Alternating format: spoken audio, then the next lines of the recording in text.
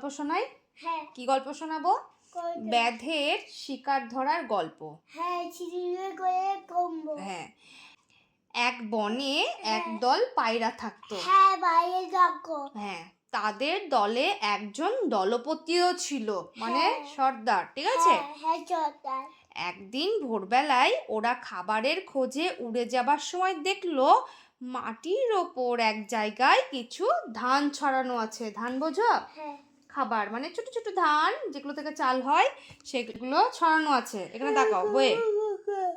সবাই যখন ওই ধান খাবার জন্য নিচে নেমে এলো, তখন ধানের ওপর বসার সঙ্গে সঙ্গেই জালে এমনি করে আটকে গেল। মানে কি হলো, পায়রাগুলোর খিদে পেয়েছিল, ঠিক আছে?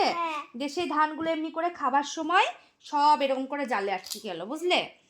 আচ্ছা, আগের দিন রাত্রে এক শিকারি পাখি ধরার জন্য এই ফাঁদ পেতেছিল। মানে একজন শিকারি, একজন মানুষ এই পায়রাগুলোকে ধরার জন্য এই ফন্দিটা এঁটেছিল। তো বেশ, ফাঁদে আটকা পড়ে পায়রারা তো চেঁচামেচি শুরু করে দিল। এমন সময় ওদের দলপতি এসে হাজির হলো।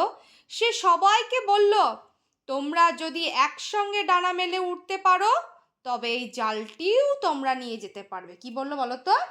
ওর বন্ধু মানে ওর বন্ধুদের বলছে, ঠিক আছে?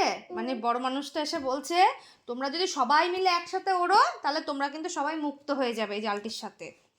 দলপতির কথা মতো সব পায়রাগুলি একসঙ্গে উঠতেই জালটি ওদের সঙ্গে সঙ্গে উপরে উঠে গেল। পায়রাগুলি উঠতে উঠতে পাহাড়ের উপর তাদের বন্ধু ইঁদুরের কাছে গেল।